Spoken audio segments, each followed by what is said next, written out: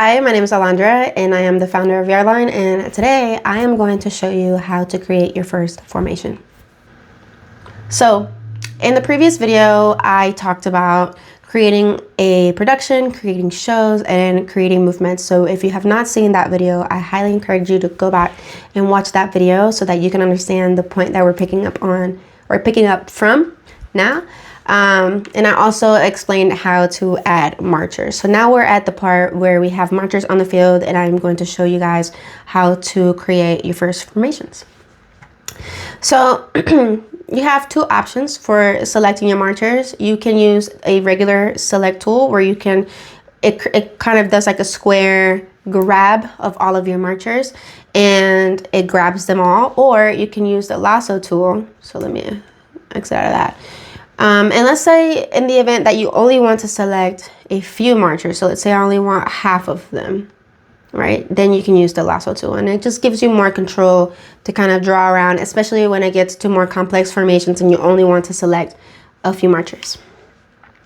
So in this scenario, we're just gonna go something simple and create or select all of the marchers and start with a simple formation like a line.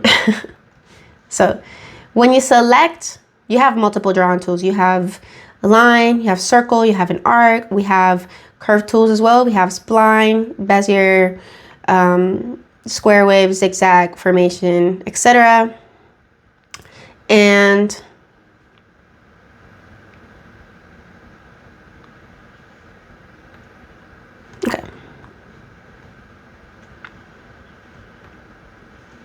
Okay, so once you select your marchers, it opens your design drawing tools. So if I were to deselect them, they all go gray again. And this is just to kind of help with getting adjusted to these tools. So we're gonna select all my markers again, and we're gonna start with something simple like drawing a line.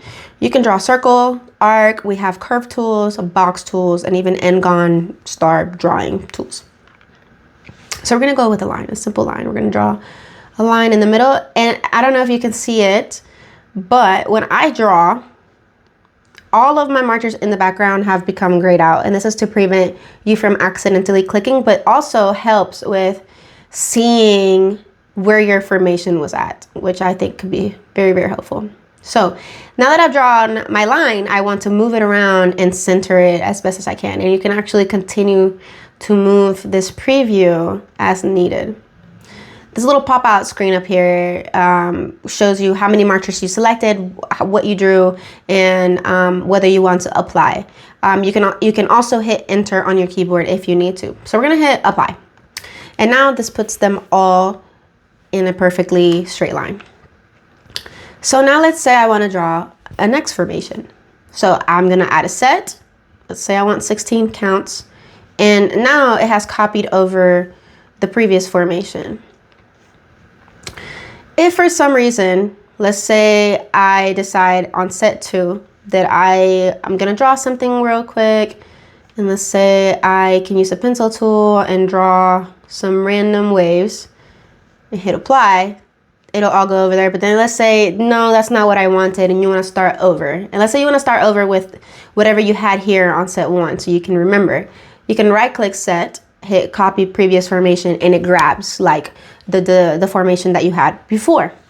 And then you can start over again. You can select, and then let's say I want to do a zigzag. So I'm gonna draw a line, and it creates a zigzag line for me.